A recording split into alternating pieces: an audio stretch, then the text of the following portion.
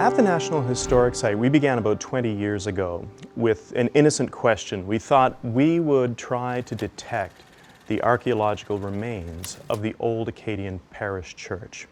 This is the church that was established in the 1680s, and we know it was used as a prison in those dark months of 1755. That's the reason that site was became a National Historic Site and a focal point of the World Heritage Site. But nobody really has been able to put their hands on the ruins of the building, and that was the beginning of our research process.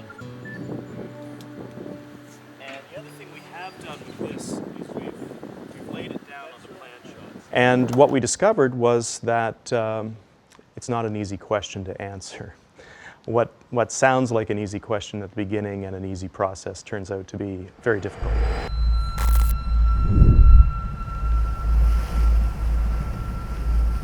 And it's been 20 years of seasonal work and teaching students and sifting through the clues in a site that's been overwritten again and again and again by later people. But we think we're much closer now to an answer than we were at the beginning, that's for sure. For the sake of interest, I'll point out that this is the first place, one of the first places we dug when we started here in the year 2001. And you can still see the indent of our excavation unit here. My students and I dug a trench running this way. So what we were looking at here was the tradition that this was the site of visible ruins. You have to remember that for 200 years after the deportation, this was just a farm field, and there were things visible. And so we conducted a geophysical survey here, and sure enough, this whole area is highly magnetic, and we began an excavation here. But what we found were hundreds and hundreds of objects that turned out to be all from the New England planter period. And only about 10 years later, as we continued investigating on the other side of the hedge here, did we find a New England planter house. So that is also part of the story, but it's not bringing us closer to the, real question we want answered is, where's that original church?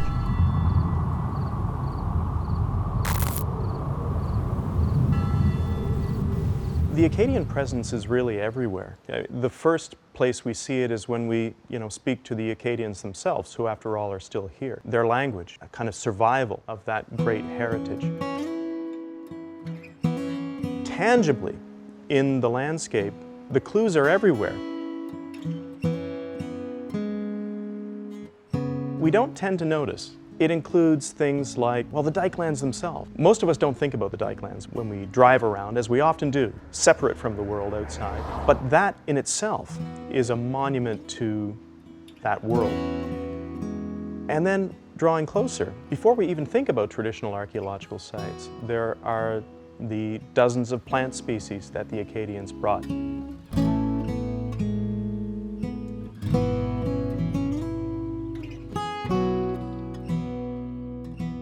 These trees that you see here are what remains of quite ancient trees that were here for a very, very long time. They're first mentioned together with the trees back there behind the memorial church. They're first mentioned in the early 1800s.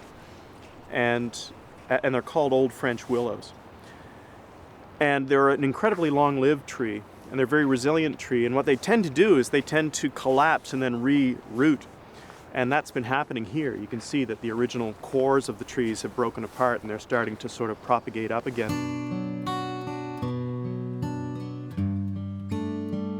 Many of them have been plowed over because, of course, the land that the Acadians occupied in the 1600s and early 1700s was good farmland, good land to settle on, and much of it has been reoccupied and rewritten. So that's where archaeology comes in.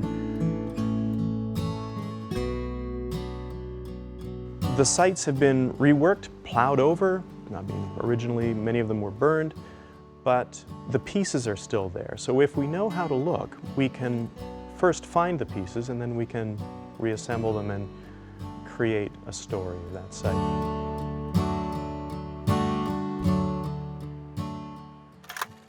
Very often we see cellars in the landscape. So the cellars underneath the homes, which were used for storage, they're small. Later on, they were filled with rubble and debris from the collapsed houses. And once those surfaces are plowed over, you really don't see them.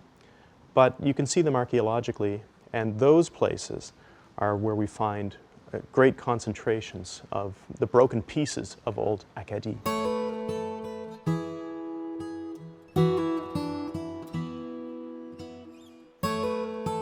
Well, at Grand-Pré National Historic Site, when we began, we thought it would be a fairly straightforward process of conducting some geophysics, digging some test excavations, finding the church, and then we would move on to the next site. And of course, it's been 20 years since we naively stepped into that project.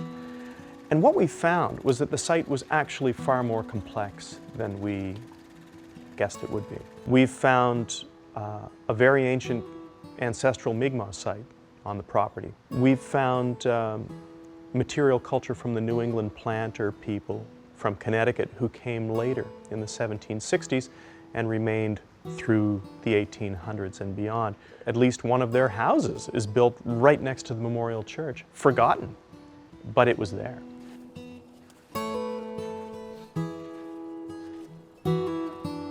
There are also a couple of Acadian houses on the site, a cemetery, and I think now we can say what we believe to be the site of the parish church. Additionally, on the property, and this was a discovery that we began to make some years ago, we discovered what I think are traces of the deportation itself.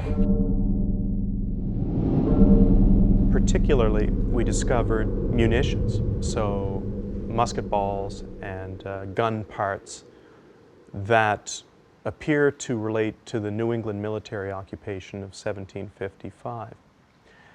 And the research, it's a fascinating process working through the historical documents, because we do have some letters and journals from that experience that shine a little bit of a light onto what happened at Grand-Pré in 1755. So we go from that text, then we consult the archaeology. And what we find is that the picture more or less matches, but there are also things that in each source don't exist in the other. So what we think we have now is the site of the camp, Lieutenant Colonel John Winslow and his New England troops. We think we found even part of his fence line. He built a defensive perimeter, a palisade around his camp. We've got, I think, a piece of that. And it allows us, hopefully one day, to mark on the site where that enclosure was, because of course that was a very dread appearance in the landscape in its day.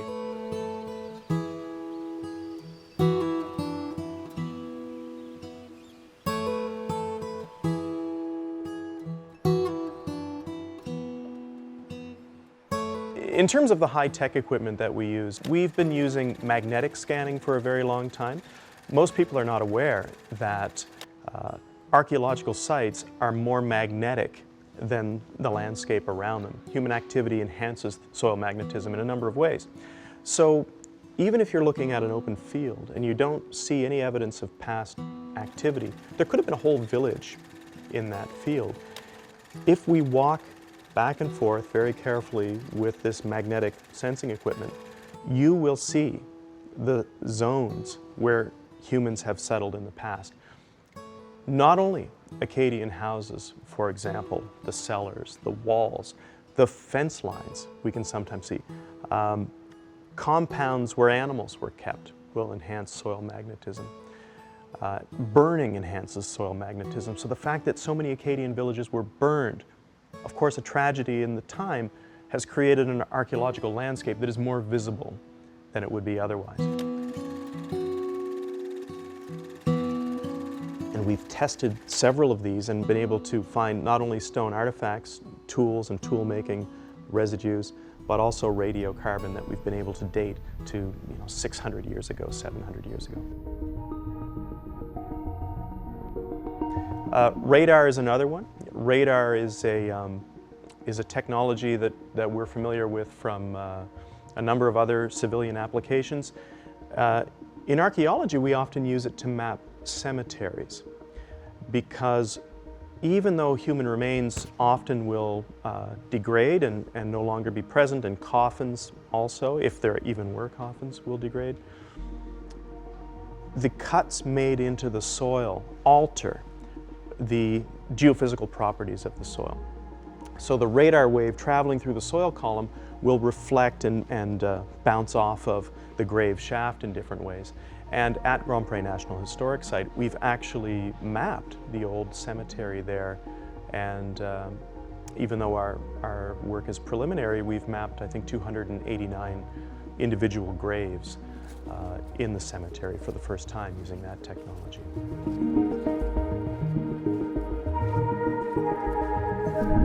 LiDAR, the aerial laser mapping, is really fabulous. So much of the work that we do involves field work, but increasingly with this remote sensing technology, you can do field work without even leaving your home. Which means you can sit at your computer and, just like you're looking at Google Earth or something like that, look at the landscape. But imagine if you could look at the landscape through Google Earth and remove all of the vegetation, remove the forests, and show just microscopic almost levels of relief in the terrain. All the humps and bumps of old field boundaries, cellars, roads, mills, all of it we can see with LiDAR. And it's an incredibly powerful technology for reconstructing a lost landscape, which is what we're doing in the case of the Acadian experience.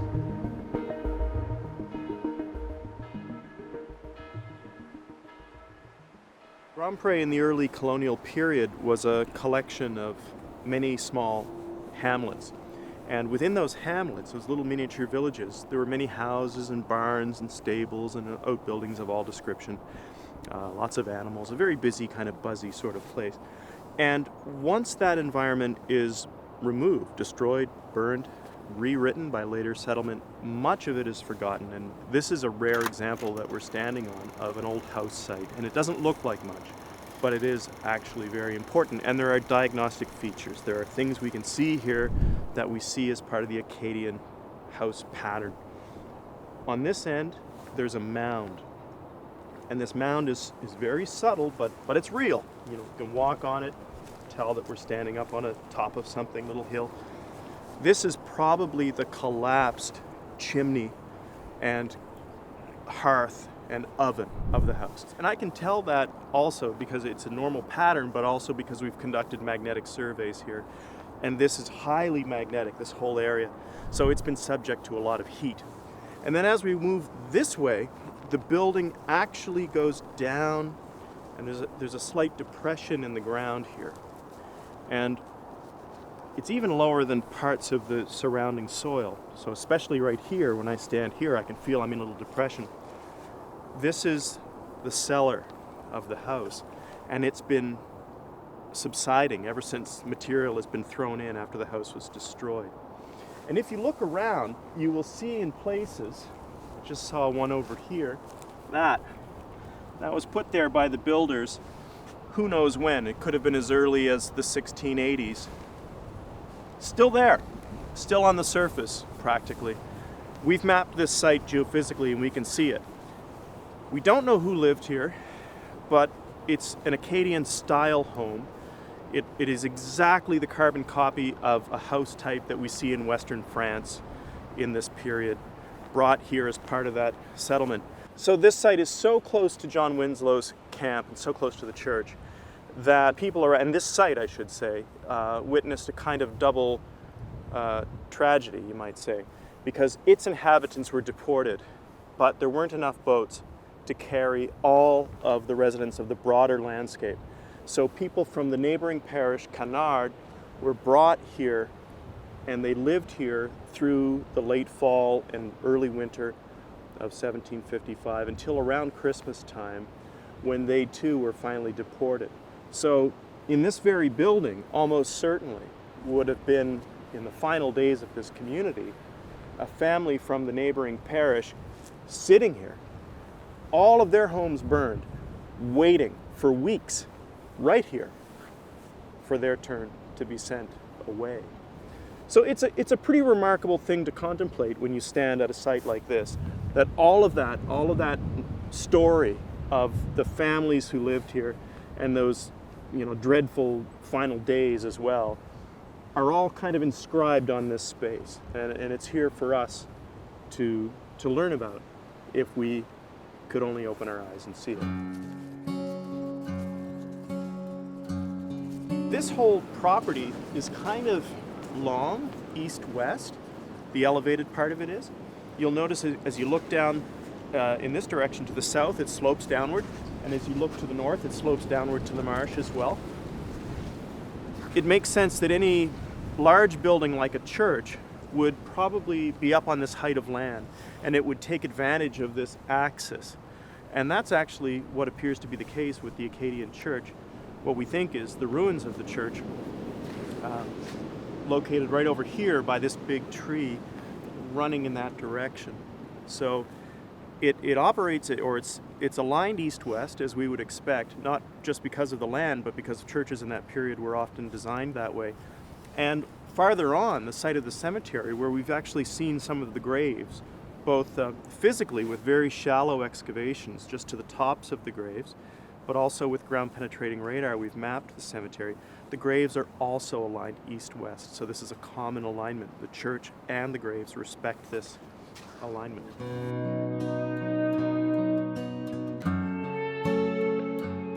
Claude Picard's famous paintings depict iconic scenes of the Acadian experience, and this one shows the importance of agriculture, so the subsistence economy. So people are farming to produce the food they need, and in this case, the emphasis is on the salt marsh hay, and in particular, it looks like they're harvesting the hay in the undiked portion of the marsh. You can see the dike wall in the distance, there's a portion of the marsh that's diked, but these folks appear to be outside. You can see there's some standing water, and what they're doing is they've cut the hay, the salt grass, into rows, and they're raking it up, and they're putting it on these stands, these platforms that are called hay staddles. And that's where the hay cures. It dries there, and then it's carried off for storage for the winter. During the warmer months, it was not difficult to keep cattle. Cows are actually, in evolutionary terms, a forest animal. They're very happy to browse and eat in the forest, and in fact, we know the Acadians from historical records would just let their cattle roam around.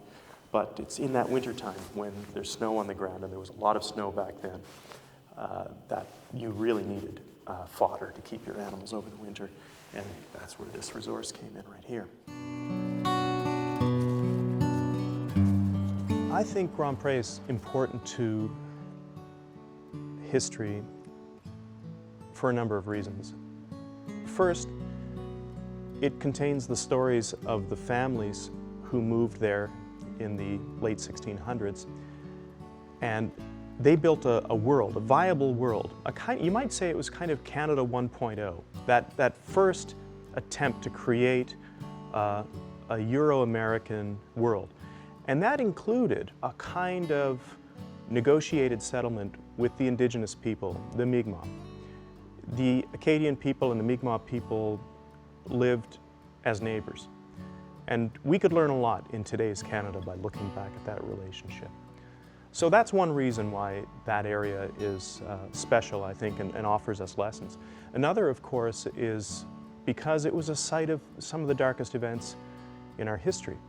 The deportation of the Acadians from that community in 1755 was something I think we should all look to. And it's not just a subject for the history books. The kind of inhumanity of that event, we will see that again, and we have. We will see that again unless we learn from it. And there are many, many lessons to draw from those events as well.